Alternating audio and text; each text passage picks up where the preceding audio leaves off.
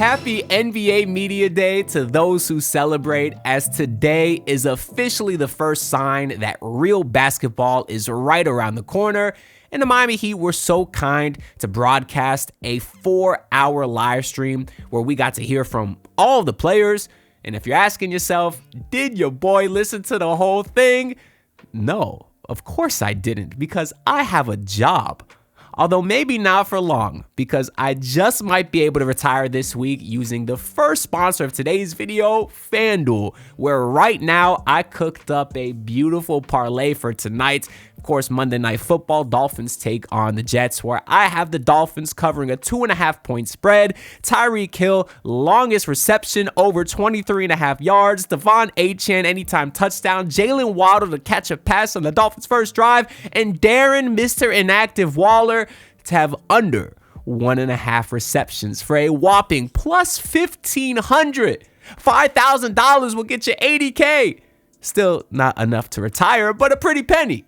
Now, of course, I'm not going to throw $5,000 on it because I only gamble responsibly, and so should the rest of y'all. But this is kind of the parlay that I'm cooking up tonight. So if y'all are interested, watch the game tonight and keep along with me. But anyways, there was, of course, a lot of material on Media Day just outside of the Heat's 4-hour live stream, because every year all of these players sit down and they talk with a million different shows. So I've already been hearing clips from Locked On Heat, 5 Reasons, my guy Brendan Tobin, and it's always interesting to hear the perspective of all these players across all these different platforms, and eventually I'd hope to be there one day myself and get some personal interviews for this channel. I actually did try getting credentialed for this year's Media Day, but they denied me something about a Kyle Lowry Whopper video. Like, what Kyle Lowry Whopper video? What are you talking about, Kyle Lowry? No, I'm just joking. Although I do think some Heat front office personnel are aware of that video. And if you're not aware, forget about it, because I am trying to get credentialed one day when I got a little bit more time to look into it. But anyways, I've already started reading a lot of the stuff on Twitter. I did watch a good portion of the Heat's live stream and stuff, but basically across all these other platforms, the one thing that I kept hearing the most is that the vibe at this Media Day just felt different. I kept hearing that it felt exciting. It was no longer monotonous, like you kind of knew what you were getting into with the same old team every single season. And I get that, because to a certain extent, it's a new team.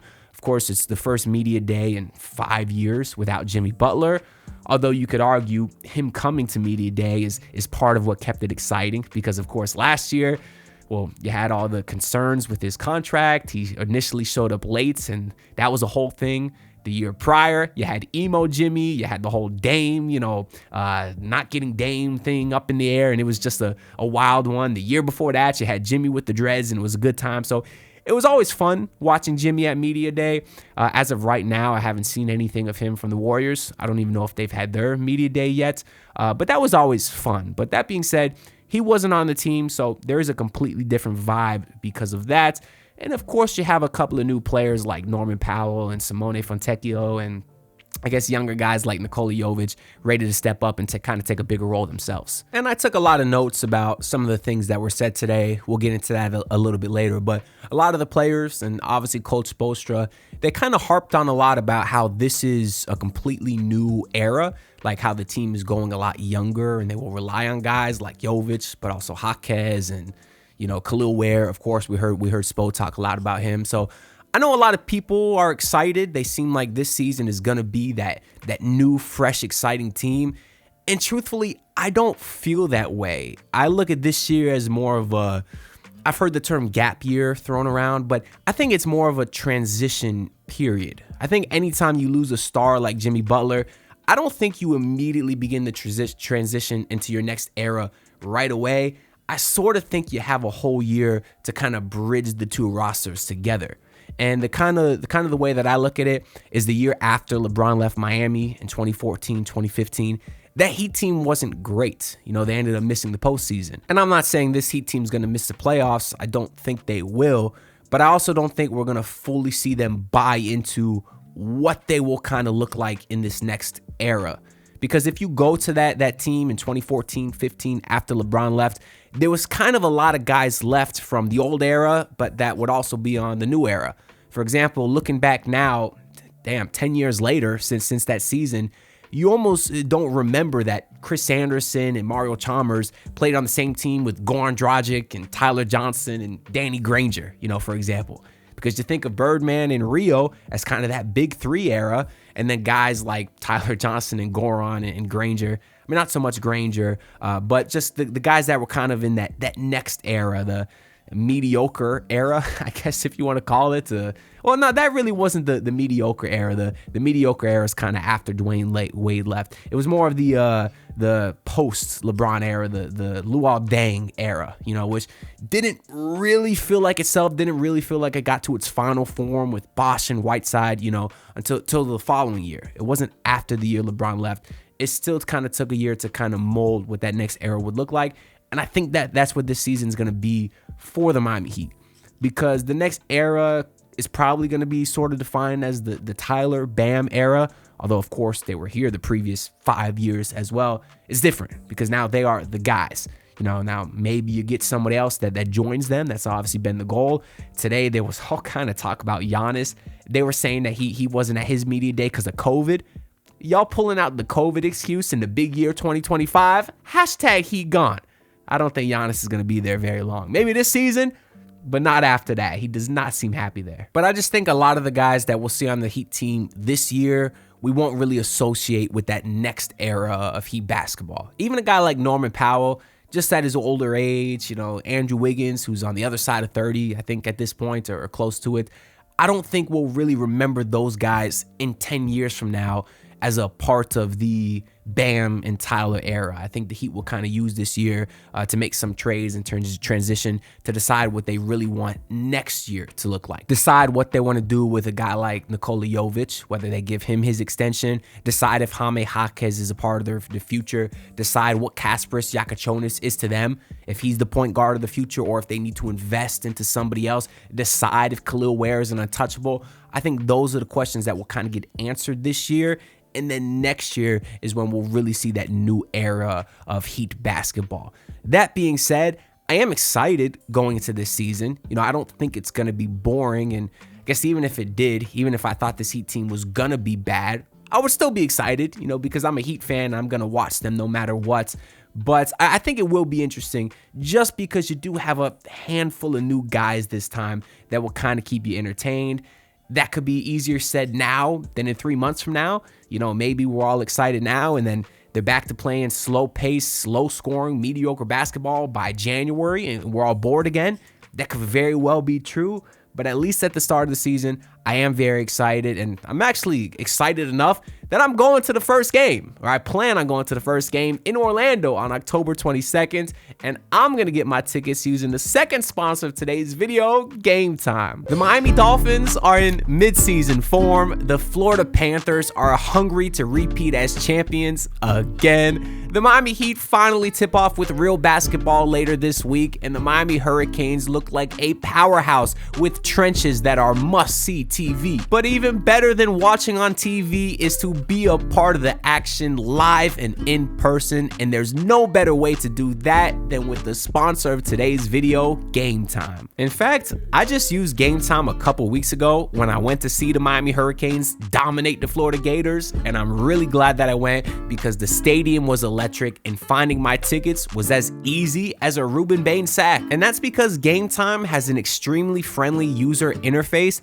that allows you to see a panoramic preview of what your view will look like from your actual seats. And the price is always shown with fees included, so no more hidden costs popping up at the last second. So if you want to see some Heat preseason ball that's tipping off just later this week, or want to see Tyreek Hill one more time in person before the Dolphins inevitably trade him, make sure to download the Game Time app today or go to gametime.co and sign up using my promo code CLNS. That's promo code CLNS to get $20 off your first purchase. Terms apply. It's as quick as a Gustav Forsling slap shot. Simply swipe, tap, ticket, go. Download the Game Time app today. So yeah, I'm looking forward to it. I'll be there in Orlando on the 22nd because I'm already going for Halloween Horror Nights the next night. So I'm going to hop on Game Time and get my tickets. It was a little bit of a bummer. We found out a couple, like a week ago, I guess now, that Tyler Herro wouldn't be playing. So I'm not going to get to see him then. but I guess it opens up the opportunity for a guy like Norman Powell to start in his place,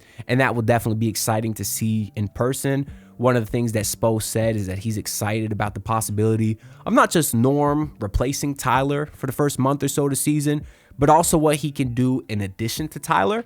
And I thought that part was interesting because we have no idea what this Heat starting lineup is going to be when healthy. People thought maybe Tyler starts next to Davion with Norm off the bench, or maybe you bring Davion off the bench and start Norm. I'm not entirely sure what it'll be when the time comes. I guess it kind of depends how Norm and Davion, for that matter, start the first month of the season. But just because Spo didn't mention that, it did kind of seem like maybe he was leaning towards a Norm and Tyler starting backcourts. We know, we've heard for the last couple months now, the whole organization is big fans of Norman. Spo even said that Kyle Lowry spoke very highly of him from their Toronto days. I was wondering if Spo still keeps in touch with Lowry, because it doesn't seem like things ended on the best terms between Lowry and the Heat. So maybe they keep in touch, or maybe Spo was just referencing conversations that took place a little bit over the years. But we do know eventually Tyler will be back in about 8 to 12 weeks is what he said today. That was another big talking point. Spo did mention that he thinks Herro will be back sooner rather than later. Herro himself said his goal is to get back in 6 weeks. Apparently he had an extra bone in his foot. He said that he was working out in July. I think it was in Miami-Dade College. He felt a crazy pinch in his foot and said he wasn't able to walk or jump or cut or anything like that. Apparently, he felt the same pinch for a while. As we know, the Heat tried doing treatment, but it just wasn't going to work. And he ended up getting the surgery to remove that bone. So I thought that part was very interesting. But I'm glad he got the surgery instead of trying to force through it. I just hope that now at this point, he's not going to rush his way back. If you can play at 6 weeks, but you're not 100%, just sit out, rest. The last thing we need you to do is re-aggravate an injury. It's still so early in the season. Take those 8 to 12 weeks to get back to 100%. That way it's not a lingering issue throughout the season. But that's a little bit that we heard from Tyler and from Spo. Spo also talked a little bit about Khalil Ware, which I found interesting too, because the last time we heard Spo talk about Khalil Ware, it was kind of him I don't want to say bashing him, but we know in the Summer League, he was very critical of him and his efforts, and Ware responded in his final Summer League game, played pretty well. And Spo said now that he enjoys coaching Ware, and he's positioning himself for an important role, and will have to prove it. Is that important role starting? I don't know. I'm very curious to see too, because of course at this point, we don't know if Spo plans on starting Jovic at the 4 or Ware at the 5. Of course, Bam will be there with one of those two guys. So it was interesting to hear Ware's positioning himself for an important role, because that also does kind of lean into the fact that maybe he does plan on starting Ware to start the season, which is where I personally will go.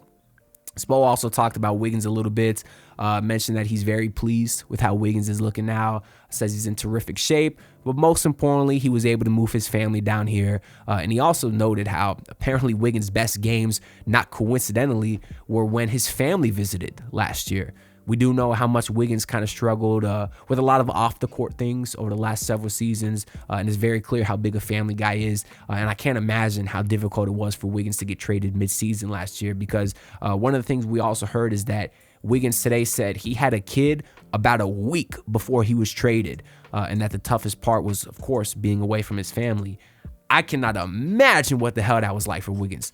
You got a kid, a week-old kid, and you got to move across the whole country now? That's like one of the farthest distances in the NBA you could travel, from San Francisco to Miami. I can't imagine what that was like for Wiggins.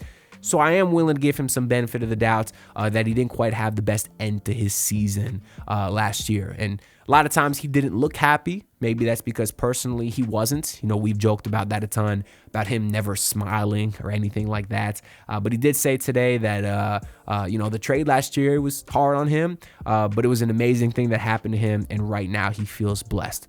So I'm definitely happy that he's in high spirits coming into training camp here. And then the last interesting quote from Spoelstra that I've seen posted a few times is Spo said, "There's an element of unknown with this team. It's invigorated me. I'm embracing the unknown. There's some things we do know, but I think when you can also have a season where you're not totally sure, there's big possibilities where guys could grow. It's exciting." What the hell does that mean? I don't know. I mean, I guess I kind of get what he's saying is he's embracing the unknown. But the bigger point is Erik Spoelstra's a basketball sicko. We know this. This is not news. There's nothing more that Spoelstra likes more than a random Tuesday in February where you got 6 guys on the injury report and you got to rely on the two-way G League guys. Like, Spo loves cooking up with the worst conditions possible. His favorite game he probably ever coached was like back in the COVID days, 2020, 2021, where they had to sign like Kyle Guy and Nick Stauskas and all those other guys, and he had to coach with just these randoms. You know, he's a sicko. He likes a challenge. And this season for him will definitely be a challenge because I don't think anybody really knows what the hell the Miami Heat have on their hands. So I like that Spo embraces the challenge. He's not complaining. But also, I kind of like this quote just because he's Spo, and he's a winner in my eyes. If a guy like Mike McDaniel said this, which sounds like something Mike McDaniel would say, I'm embracing the unknown, but there's some things we do know. That sounds like some BS Mike McDaniel would say, and it would frustrate me because I think Mike McDaniel's not a very good coach, to put it nicely. I was going to call him a bum. I'm not going to call him a bum. He's not a very good coach, at least not right now. But yeah, I like Spoelstra. He's embracing the challenge as we knew he would. That's not really any news there. Moving on to Bam Adebayo here. Didn't really say too much interesting things. He's obviously embracing his role as sort of a captain and more of an offensive leader this year, especially with Tyler Herro out to start the season. Bam acknowledges that he kind of has to take a jump early on. It was pretty funny. He was mentioning UD a lot about how he has to be the ass now that UD is not there. Bam even mentioned that he's been mentoring Khalil Ware and acknowledges too that he's hard on Khalil. He says that Khalil probably looks at me like I'm crazy sometimes, yelling in the gym, being somebody that wants more from him because he has all the potential in the world. I love to hear that from Bam because a lot of times we see Bam's passive aggressiveness on the court and he doesn't quite seem to be a vocal leader on the court, but the Heat organization loves him for a reason. He's been a captain every year for a reason. And I believe if he wasn't vocal in the locker room, then he wouldn't be a captain. So I kind of always knew, and we've heard stories that behind the scenes, he is hard on these guys. He is acting as a leader should. And I just like to hear the little anecdote from Bam talking about that. Says he was raised by UD. And it's just a beautiful thing to see that he's carrying that on and mentoring today's youth like Khalil Ware. He was also asked about A'ja Wilson because, of course, she just won her MVP. He presented her with the trophy. And he said it was a special moment for a special person. I think that's beautiful. I love seeing those two together. And I can't lie, I get excited about the potential thought of those two having a child together. Can you imagine? Bam Adebayo, 6'9", athletic, DPOY, potential ass, having a kid with 4-time WNBA MVP, potential GOAT A'ja Wilson. That boy is going to get a D1 scholarship out the womb. If I'm the Miami Heat, I send a card up to draft him the second that kid is born. Those are going to be some crazy G's. But shout out to Bam and A'ja. I hope that they make it. Moving on, we heard a little bit from Norman Powell, who said one of his goals is to be an all-star and avoid the play-in. The all-star thing would be cool, sure, I guess. I know he was pretty close last year. But I like the avoid the play-in part.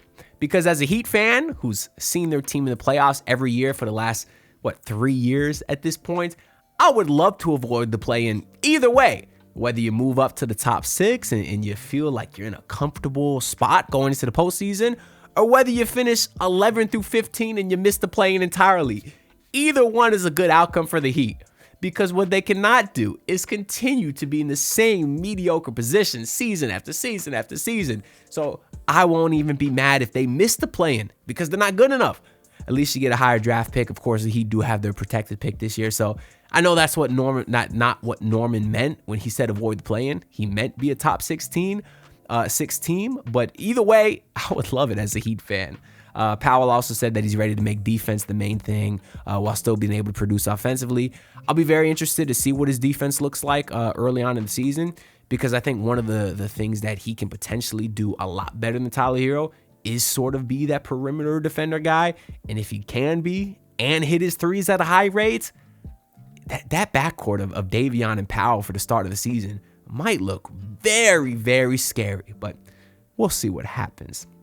Moving on, we heard a little bit from Nikola Jovic, who said he's not worried about a contract extension, but he does hope to secure something long-term pretty soon. Of course, his extension window ends about a month from now, the end of October. I don't think he'll get that extension this early. I think if the Heat were going to do that, they would have done it already. But it's nice to hear he doesn't care that much about it, right now, or at least he's not going to hold out or anything. Not that he could. He's too young to have the audacity, I guess, to hold out, or the credentials to hold out like a guy like Jimmy might have or could have. But then again, to that same extent, Jimmy said he didn't care about the money last year in media day, and he obviously ended up caring about the money. So we'll see what happens with Jovic. We also heard from everybody's favorite Miami Heat point guard, Drew Smith. Good news on him is he's been doing 5-on-5 drills and did say that he's cleared to play in the preseason. So as we heard, he's ahead of schedule. It seems like it. And I do think he'll be a rotation piece for the Heat this year. So shout out to Drew Smith. We also heard from everybody's second favorite Heat point guard, Terry Rozier, who said, and I quote, ready to turn it around this year, which is probably what he should have said when he was on his way driving to the arena today. Should have turned that car around, because nobody wants you there, Terry Rozier.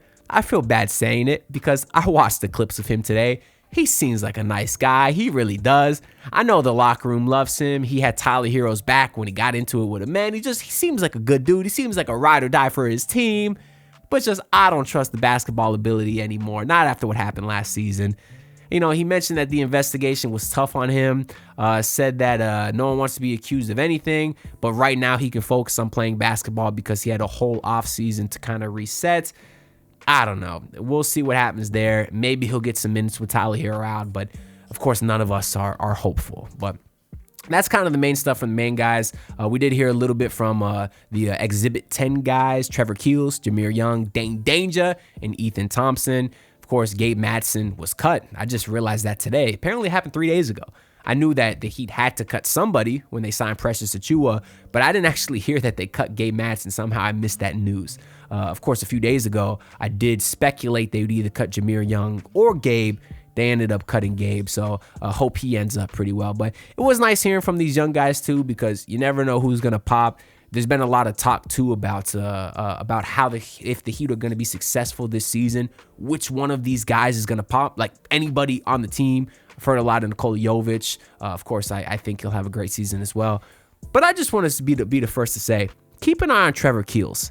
Trevor Keels is the guy that I think is going to really pop in training camp and just put some eyes on him this early in the season. But anyways, that's pretty much it from Media Day. Preseason starts this Saturday. October 4th is the Puerto Rico game.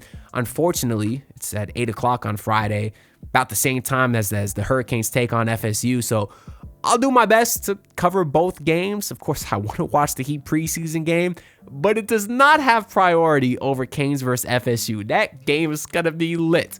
But we'll see what happens this weekend. The Heat also announced that their red, white, and pink game is October 15th and will be streamed online. Pretty interesting to see that it's October 15th because usually it's before the preseason games, if I remember correctly. Now it's in the middle of them. So that'll be fun to watch. I won't be going this year, but I've gone in the past, and it's a fun watch for a cheap ticket. If you live in the area of Miami, definitely recommend going, because it will be an interesting watch for the Heat this year, although FanDuel continues disrespecting them.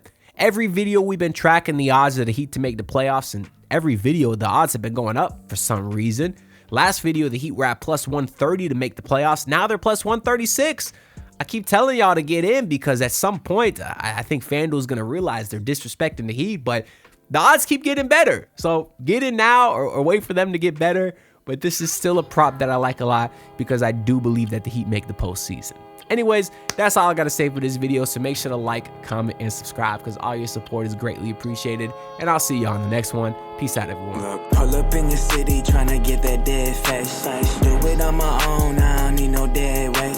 Had to kill him off, yeah, I need a head space. You know this homegrown bitch don't offend me.